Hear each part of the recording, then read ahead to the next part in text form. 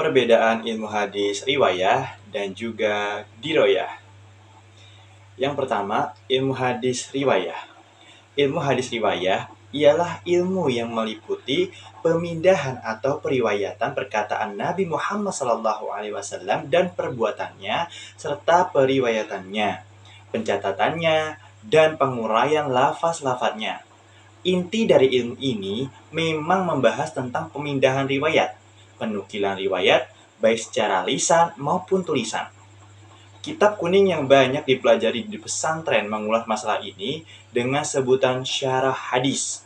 Sedangkan ilmu hadis diroyah ialah ilmu yang membahas tentang seperangkat kaidah atau teori mengenai sanad hadis berdasarkan penelitian sosiohistoris yang dilakukan oleh seorang ahli hadis.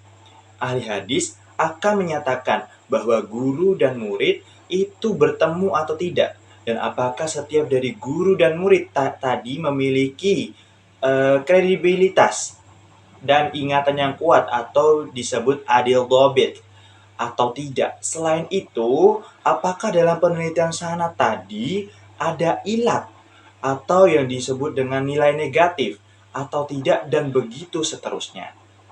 Jika guru satu dan murid yang lainnya betul-betul bertemu, maka sanad hadis tersebut disebut muttasil. Sedangkan apabila tidak bertemu, bisa disebut dengan hadis mursal ataupun munqati.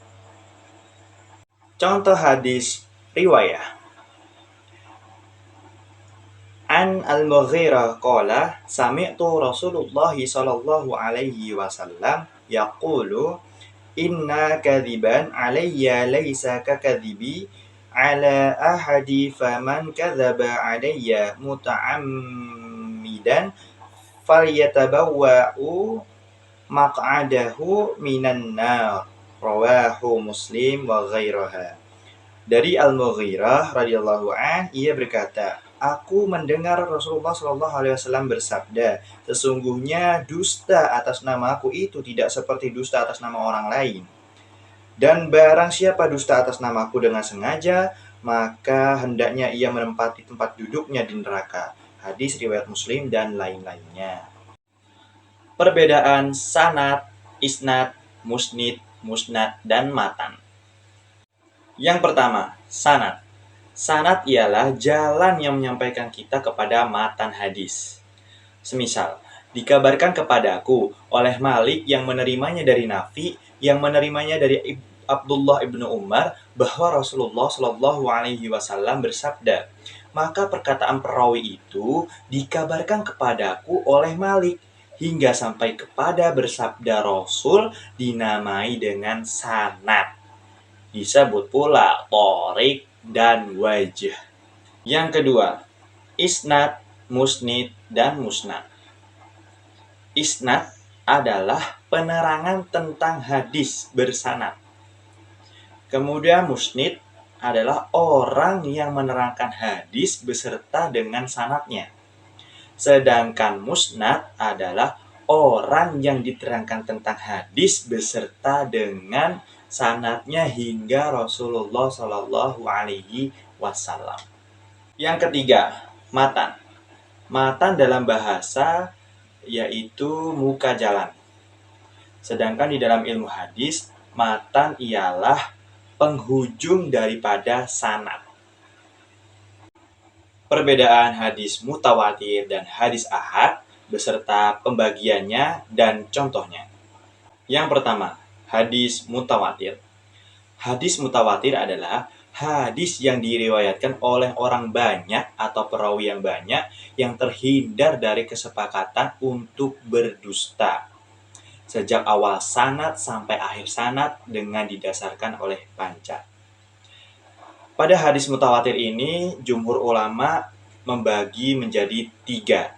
Yang pertama, hadis mutawatir lafzi adalah mutawatir dengan susunan redaksi yang persis sama. Contoh, hadis mutawatir lafzi yang artinya Rasulullah SAW bersabda, siapa yang sengaja berdosa terhadapku, maka hendaklah dia menduduki tempat duduknya di dalam neraka. Hadis riwayat Bukhari. Yang kedua, hadis mutawatir maknawi adalah hadis mutawatir dengan makna umum yang sama walaupun berbeda redaksinya dan berbeda perincian maknanya.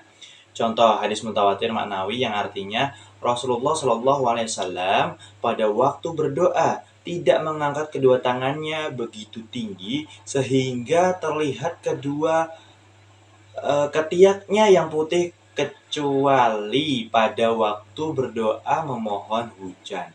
Hadis riwayat muttafaqun alaih.